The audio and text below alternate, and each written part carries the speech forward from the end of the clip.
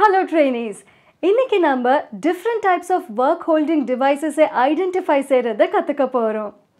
இந்த வீடியோட objectives என்னன்னா இந்த செஷனுக்கு அப்புறம் நீங்க work holding devices identify செய்ய முடியும். Holding devices specific use-காக identify செய்ய முடியும். வாங்க முதல்ல நம்ம hand screw-வை பார்க்கலாம். கைத்திருகு கைத்திருகு என்பது ஒரு ஜோடி தாடைகளை கொண்ட ஒரு கவ்வியாகும். இது ஸ்டீல் அல்லது மரத்தால் ஆனது. இதில் இரண்டு தாடைகள் ஒன்று இடது புறத்திலும் மற்றொன்று வலது புறத்திலும் உள்ளன. இரண்டு திருகப்பட்ட மெல்லிய தண்டுகள் இரண்டு தாடைகளையும் இணைக்கின்றன. தாடைகளை சரி செய்ய நீங்கள் திருகுகளை திருப்பலாம். கிளாம்ப் தாடைகளை திறக்க ஸ்க்ரூவை நடுவில் பிடித்து அதை நகர்த்தாமல் மற்ற ஸ்க்ரூவை சுற்றி கவ்வியை தளர்த்தவும் இறுக்கவும். இப்போது தாடையை விரித்து அவை கட்டப்பட வேண்டிய மரத்துண்டை விட சற்று அகலமாக இருக்கும் மரத்தின் மீது தாடையை வைக்கவும். மரத்தை இறுக்குவதற்கு இறுக்கமாக இறுக்கப்படும் வரை முதலில் கவ்வியின் நடுவில் உள்ள திருகு இறுக்கவும். பின்னர் அதை மேலும் நிலையானதாக மாற்ற இறுதியில் திருகு இறுக்க. இரண்டு திருகுகளும் திருகப்பட வேண்டும். இறுகி பிடிக்கும்போது இறுக்கமாக அல்லது மரத்தண்டை நிலையற்றதாக மாற்றும் வகையில் மரத்தை வைத்திருக்கும் அளவுக்கு இறுக்கமாக இருக்காது.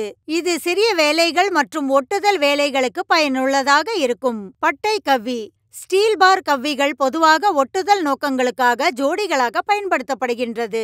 ஒட்டுவதில் முதலில் பசை பயன்படுத்தப்பட்டு பசை திறம்பட ஒட்டிக்கொள்ள மற்றும் உலர அனுமதிக்க பலகைகள் இறுக்கப்படுகின்றன. பார் கிளாம்பில் உள்ள பட்டை செவ்வகமாகவோ அல்லது டி வடிவிலோ இருக்கலாம். டி பார் கவ்விகள் கனமானவை.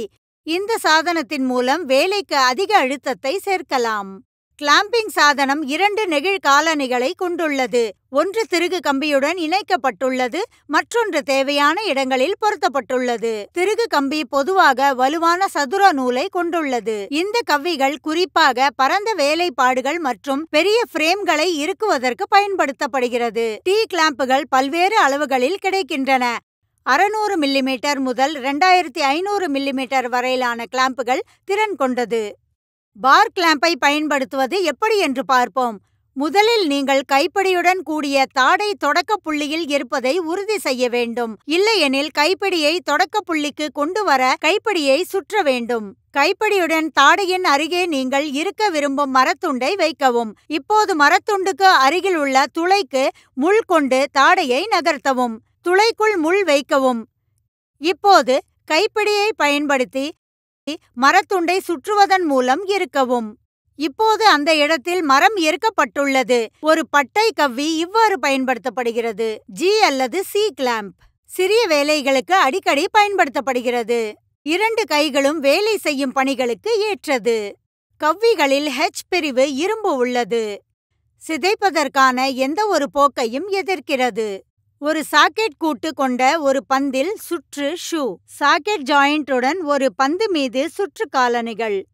துண்டை இறுக்கி பிடிக்க சி கிளாம்பை பயன்படுத்துவது எப்படி என்பதை பார்ப்போம். கவ்வியை தளர்த்த கைப்பிடியை எதிர் கடிகார திசையில் திருப்பவும். இறுக்குவதற்கு கைப்பிடியை கடிகார திசையில் திருப்பவும். டெலிகேட் மரங்களுடன் பணிபுரியும் போது அழுத்தத்தை சமமாக விநியோகிப்பதன் மூலம் மரத்துண்டை பாதுகாக்க கவ்விக்கும் மரத்துண்டுக்கும் இடையில் ஒரு ஸ்கிராப் மரத்தை வைக்கவும். இப்போது கவ்விக்கு இடையில் மரத்தை வைத்து கைப்பிடியை கடிகார திசையில் திருப்புவதன் மூலம் இறுக்கவும். இப்போது உங்களிடம் இறுக்கமான மரத்துண்டு உள்ளது. மேலே உள்ளவற்றை தவிர corner clamp, rope clamp, flexible band கிளாம்புகள் போன்ற பல கவ்விகளும் உள்ளன. பெஞ்ச் ஹோல்ட் வேகமாக பலகைகளை இடத்தில் வைத்து எந்த அசைவையும் தடுக்கிறது. தண்டு வார்ப்பிரும்பு, திருகு கம்பி, கைப்பிடி மற்றும் எஃகு கைகளால் ஆனது. வேலை மேஜையில் உள்ள துளைகளில் பெஞ்ச் ஹோல்டை வேகமாக சரி செய்யப்படலாம். நிலைத்தன்மைக்காக பலகைகளை இறுக்குவதை செயல்படுத்துகிறது. ஒரு பெஞ்ச் ஹோல்டை பயன்படுத்துவது எப்படி என்று பார்ப்போம். முதலில் பெஞ்ச் பிடித்து வைக்கப்பட வேண்டிய மரத்துண்டின் மேல் உள்ள ஓட்டையில் வேகமாக பிடிக்கவும். இப்போது மரத்துண்டின் பிடியை இறுக்க ஸ்க்ரூவுடன் இணைக்கப்பட்ட கைப்பிடியை கடிகார திசையில் திருப்பவும். இப்போது மரத்துண்டு பெஞ்ச் ஹோல்ட் மீது பாதுகாப்பாக வைக்கப்பட்டுள்ளது. கிளீட் கடின மரத்தால் ஆனது மற்றும் இறுக்கப்பட வேண்டிய பலகையை விட 50 மில்லிமீட்டர் நீளம் கொண்டது. கிளீட்டில் இரண்டு மரத்துண்டுகள் இரு முனைகளிலும் திருகப்பட்டுள்ளன. படத்தில் சிறப்பிக்கப்பட்டுள்ளது. திருகப்பட்ட இரண்டு மரத்துண்டுகளுக்கு இடையில் பலகை வைக்கப்பட வேண்டும்.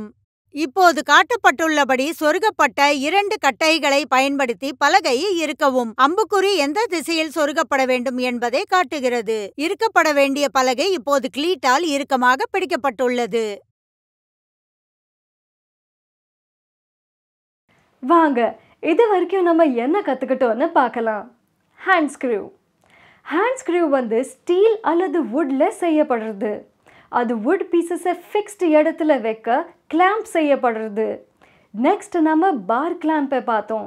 அது வுடன் பீஸை கிளாம்ப் செய்ய யூஸ் பண்ணலாம். அது பொதுவாக பேர்ஸில் யூஸ் பண்ணுவாங்க க்ளூயிங் பர்பஸுக்காக. அது லார்ஜ் ஃப்ரேம்ஸ்க்கு யூஸ் செய்வாங்க. நெக்ஸ்ட் நம்ம ஜி ஆர் சி கிளாம்பை பார்த்தோம். அது எப்படி ஒர்க் பெஞ்சில் ஒர்க் பீசஸை சேர்த்து வைக்க யூஸ் செய்யப்படுறதுன்னு. அப்புறம் நம்ம பார்த்தோம் பெஞ்ச் ஹோல்ட் ஃபாஸ்ட் மற்றும் எப்படி அது வுடன் பீசஸை சேர்த்து வைக்க சீக்கிரமாக யூஸ் செய்யலாம்னு. நீங்கள் இந்த வீடியோவில் பார்த்தது எல்லாமே கற்றுக்கிட்டீங்கன்னு நான் நினைக்கிறேன்.